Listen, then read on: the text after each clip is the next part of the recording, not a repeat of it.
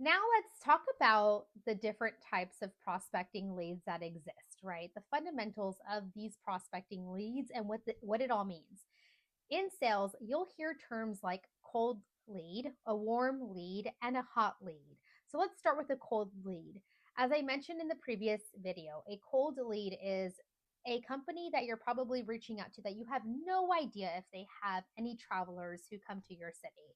You're going at it blindly. Maybe there's not enough information, or maybe you're out there and you mentioned to somebody that you have a hotel out there and maybe you grab a business card, but you just don't have any information and you have to do further research. That's a cold lead. And those take a lot of time to prospect. A warm lead is okay, maybe it's someone who reached out to your hotel at some point and asked if you had a if you had availability.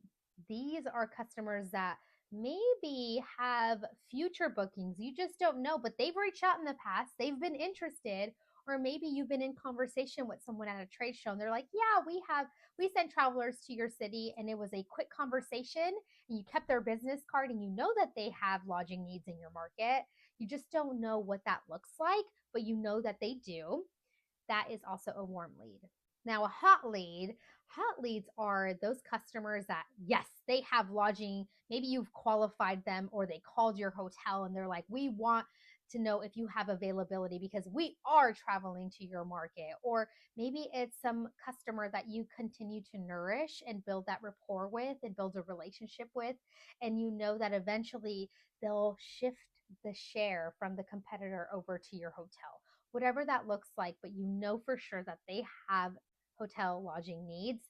That is a hot lead, and you want to be able to make sure that you are staying connected to that customer. Okay. Sales is also about mindset. I want you to know that prospecting takes so much time. You are going to call hundreds of organizations, you're going to talk to hundreds of people, and you're probably going to get a lot of no's. Just know that it's not personal. They don't have travel and that's okay. Or maybe they don't want to tell you quite yet. Go in to prospecting with the mindset of, okay, I am here just to find out information. This is a 2 hour blitz that I'm going to do calling these corporations. And if I get a yes, that's a big win. And the big win is finding key contacts that are the decision makers of that organization. So make sure that you are looking at wins through a different lens and that your mindset is always focused on the positive, right? The positive energy that you're giving out. That's what you want to focus on because you will get a lot of no's. So you have to remember that no right now doesn't mean no forever, okay? And people change their minds. It's about follow up and follow through when you're prospecting. You're not going to just reach out to them one time, especially if you get a maybe. You're going to put them on your radar to follow up with them.